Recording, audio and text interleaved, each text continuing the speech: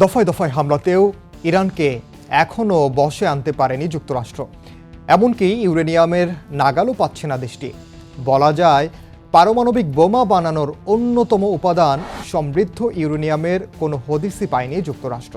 মধ্যপ্রাচ্যের উত্তেজনার কেন্দ্রে এখন একটি প্রশ্ন: ইরানের পারমাণবিক কর্মসূচি এবং তাদের উচ্চমাত্রার সমৃদ্ধ ইউরেনিয়াম মজুদ কোথায়? এই একটি ইস্যুই এখন যুক্তরাষ্ট্র ও ইরানের সব আলোচনাকে আটকে দিয়েছে।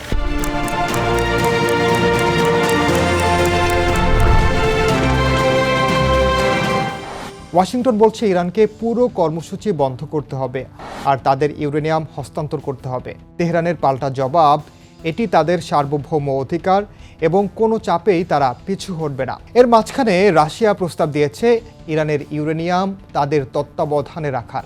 ইরানের কাছে আসলে কত ইউরেনিয়াম আছে, সেটি কোথায়, আর শেষ পর্যন্ত এই অদৃশ্য ভাণ্ডার কার নিয়ন্ত্রণে যাবে, তাই জানাবো এবারের দৃশ্যপটে। সঙ্গে আছি আমি, ওমর ইনাম।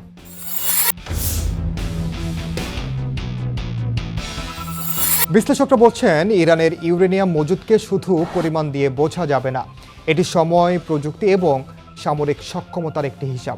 আন্তর্জাতিক আণবিক শক্তি সংস্থা IAEA এর 2025 সালের মূল্যায়ন অনুযায়ী ইরানের কাছে 60% পর্যন্ত সমৃদ্ধ ইউরেনিয়াম রয়েছে, 400 কেজির বেশি, যা অস্ত্রমানের মাত্রা থেকে খুবই কাছাকাছি। এছাড়া প্রায় 300 কেজি 20% সমৃদ্ধ ইউরেনিয়াম এবং কয়েক টন কম সমৃদ্ধ ইউরেনিয়ামও রয়েছে, যা ধাপে ধাপে উচ্চমাত্রায় উন্নীত করা সম্ভব।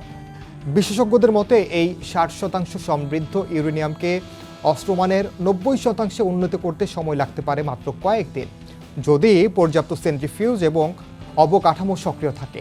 এ কারণেই যুক্তরাষ্ট্রসহ পশ্চিমা দেশগুলো এটিকে ল্যাটেন্ট নিউক্লিয়ার থ্রেট হিসেবে দেখে। তবে ইরান বারবার বলছে তাদের কর্মসূচি সম্পূর্ণ শান্তিপূর্ণ এবং তারা কখনোই পারমাণবিক অস্ত্র তৈরির পথে হাঁটেনি।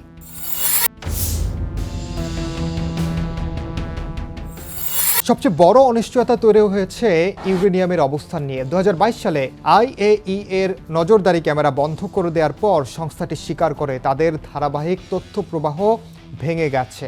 অর্থাৎ সেই সময়ের পর থেকে ইরানের ইউরেনিয়াম কোথায়, কিভাবে সংরক্ষিত আছে তার নির্ভরযোগ্য আর কোনো তথ্যই নেই।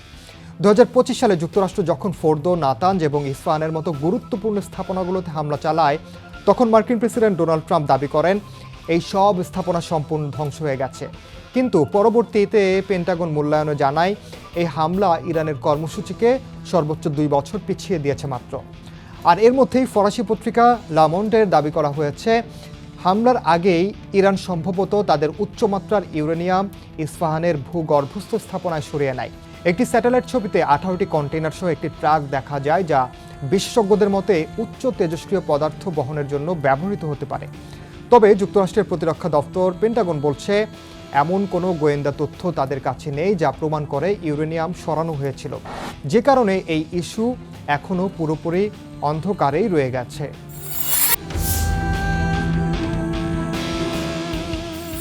ইরানের ইউরেনিয়াম এখন যুক্তরাষ্ট্র ও ইরানের আলোচনার সবচেয়ে বড় বাধা, যেমনটা বলছে ওয়াশিংটনের দাবি ইরানকে তাদের উচ্চমাত্রার ইউরেনিয়াম পুরোপুরি হস্তান্তর করতে হবে এবং স্থায়ীভাবে পারমাণবিক কর্মসূচি বন্ধ করতে হবে।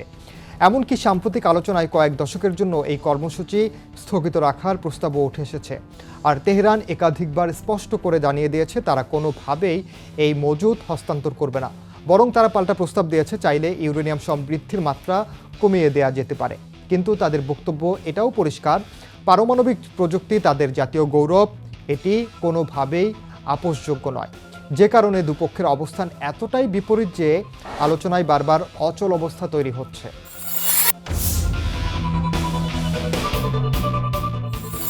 এই যখন অবস্থা, সংকট নিরসনে রাশিয়া একটি পুরনো কিন্তু কার্যকর প্রস্তাব সামনে নিয়ে এসেছে। ইরানের ইউরেনিয়াম নিজেদের কাছে সংরক্ষণ করার প্রস্তাব দিয়েছে মস্কো। 2015 সালের পরমাণু চুক্তি joint comprehensive plan of action অনুযায়ী ইরান তাদের প্রায় 11 টন নিম্নমাত্রার সমৃদ্ধ ইউরেনিয়াম রাশিয়ায় পাঠিয়েছিল, যা সে সময় উত্তেজনা কমাতে বড় ভূমিকা রেখেছিল। রাশিয়ার পরমাণু শক্তি সংস্থা রোসাটম জানিয়েছে তারা আবারও একই ধরনের ভূমিকা নিতে প্রস্তুত এবং ইরানের ইউরেনিয়াম নিরাপদে সরিয়ে রাখতে পারে তারা। ক্রেমলিনও এই প্রস্তাবকে খুব ভালো সমাধান হিসেবে বর্ণনা করেছে। তবে সমস্যা হলো এই প্রস্তাব যুক্তরাষ্ট্র সরাসরি প্রত্যাখ্যান করেছে। কারণ এতে রাশিয়ার কৌশলগত প্রভাব বেড়ে যাওয়ার সম্ভাবনা রয়েছে বলেই মনে করে হোয়াইট হাউস, যে কারণে একটি কার্যকর সমাধান থাকলেও তা ভূ রাজনৈতিক প্রতিযোগিতার কারণে আটকে আছে।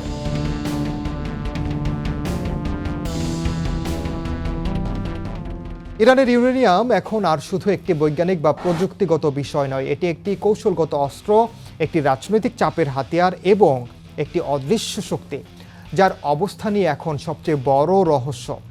এই ভান্ডার কোথায়, কতটা নিরাপদ, আর শেষ পর্যন্ত কার নিয়ন্ত্রণে যাবে? এই প্রশ্নগুলোর উত্তরই নির্ধারণ করবে মধ্যপ্রাচ্যে শান্তি আসবে নাকি নতুন সংঘাত শুরু হবে।